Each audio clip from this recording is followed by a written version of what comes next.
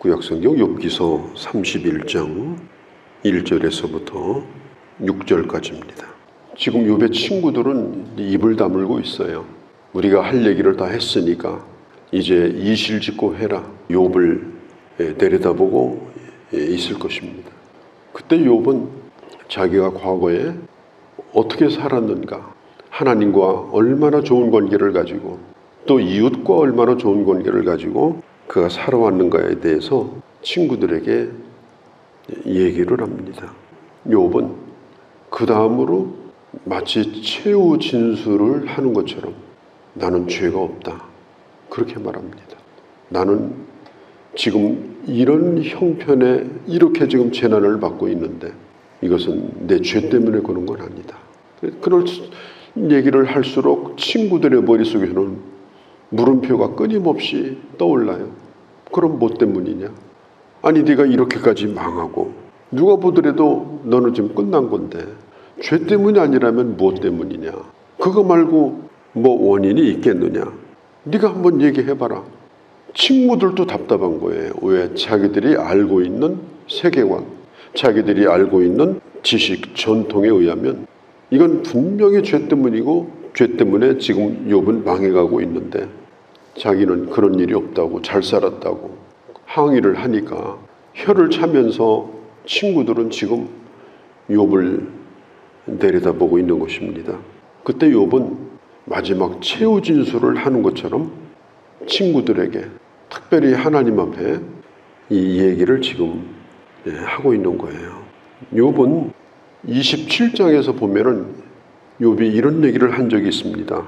5절에 나는 결코 너희가 옳다고 생각하지 않는다. 죽기 전에는 나의 온전함을 버리지 않을 것이다. 이 온전하다는 말이 영어 성경에 보면 인테그리티라는 말인데 내가 가지고 있는 순결함, 내가 가지고 있는 올바름, 이걸 나는 죽을 때까지 나는 지킬 것이다.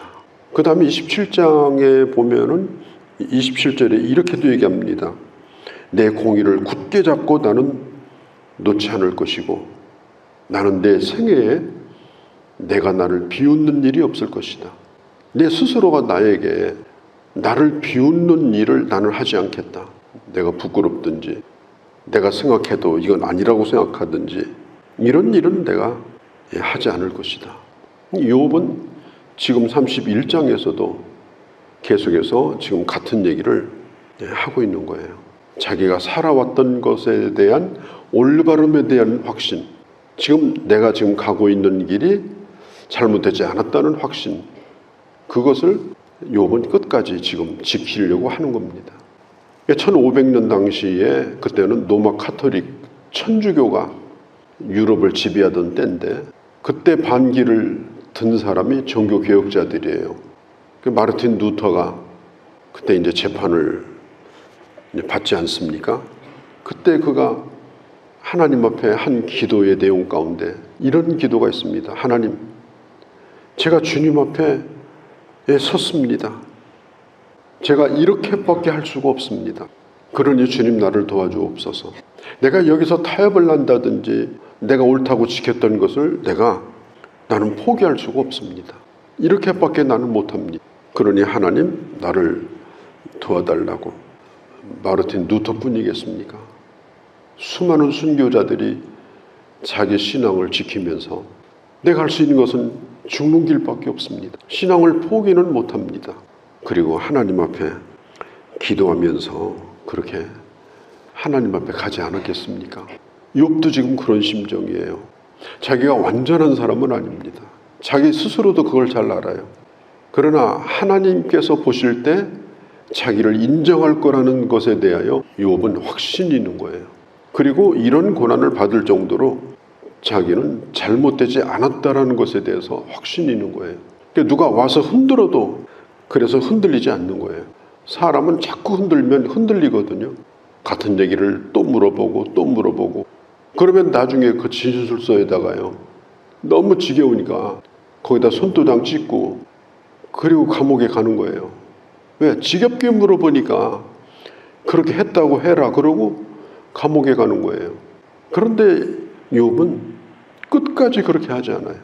나는 내가 옳다고 생각한다. 내가 스스로 부끄럽지 않다.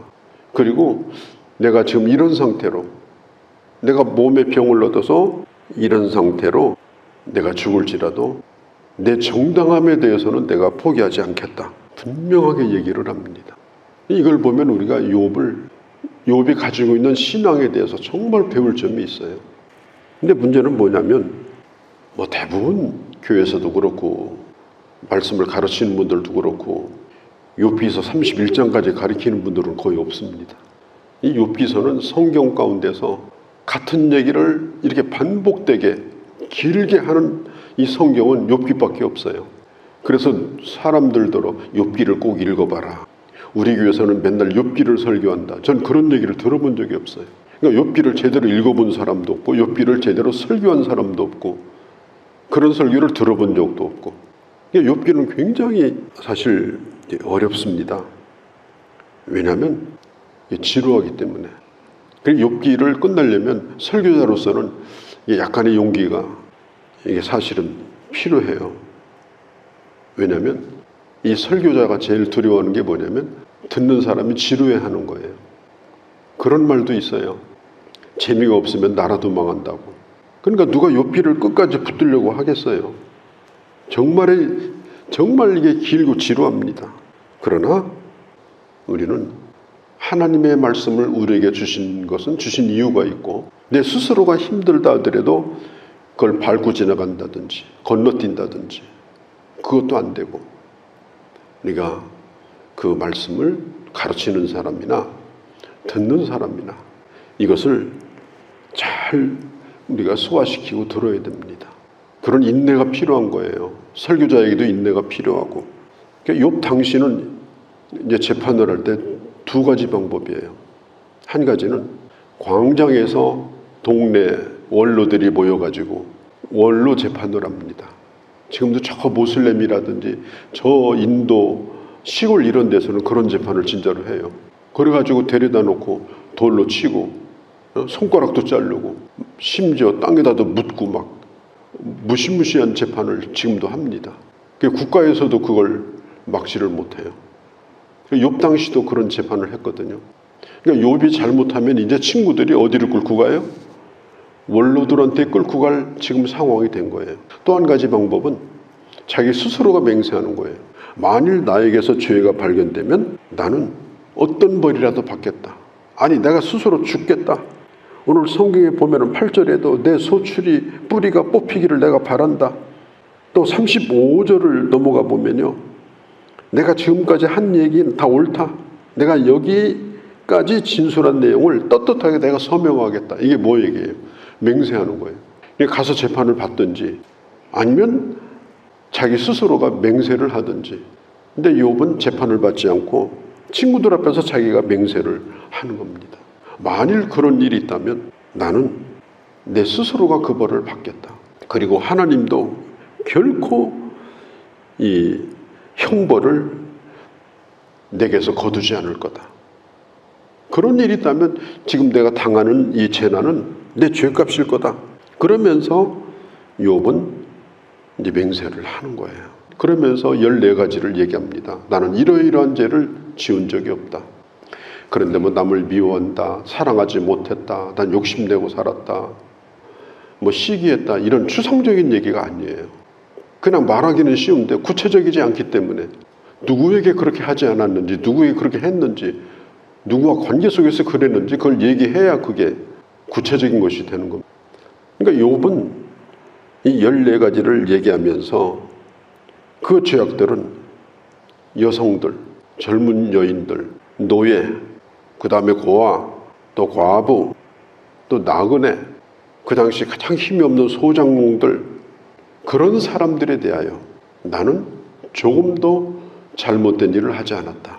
아주 구체적으로 그런 사람에 대하여 성경을 쭉 보면 나는 젊은 여인들에 대하여 나는 언제나 깨끗한 마음으로 그들을 바라보았다. 내 눈과 약속하였나니. 이 말은 뭐냐면 나는 내 스스로가 나는 기준을 가지고 있고 그리고 나는 스스로가 내가 사는 올바른 원칙을 가지고 있다. 내 눈과 약속했다. 그런 뜻이에요. 약속했나니 어찌 처녀에게 주목하랴. 깨끗한 눈으로 나는 사람을 바라보았다.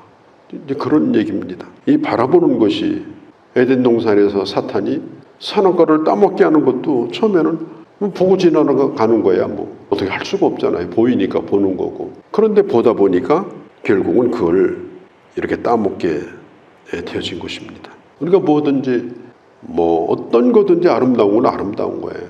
자연도 그렇고 사람도 그렇고, 야, 참 오늘 풍경이 아름답다. 참 저 사람은 참 아름답다. 아름다운 것을 아름답다고 말하는 건 그건 죄가 아닙니다. 근데 어디 지나가다가 예쁜 꽃이 피어 있는데 아름답다고 그러고 슬쩍 따가 버려요. 그걸 꺾어가 버려요.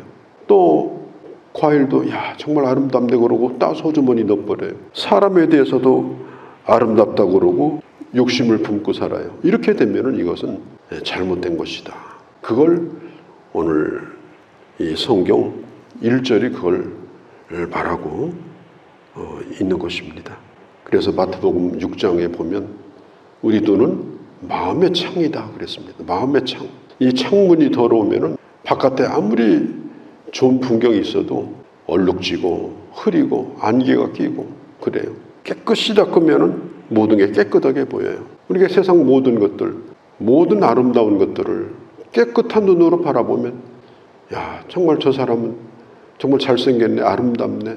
다 인정하고 사는 거예요. 깨끗하게 인정하고 살고 또 그런 것들을 존중해주고 그러면 우리 안에 그런 어두운 것들이 들어올 수가 없어요. 그런데 마음의 욕심을 잔뜩 두고 그리고 이 세상을 늘 그렇게 지금 눈으로 보이는 이런 많은 지금 문화가 지금 거의 하수구가 그냥 아주 그냥 진한 냄새를 풍기고 지금 흘러가는 그런 문화 속에서 얼마나 많은 사람들이 거기에 휩쓸려 가지고 지금 잘못되고 있습니까? 그러니까 그런 것들을 나는 하지 않았다.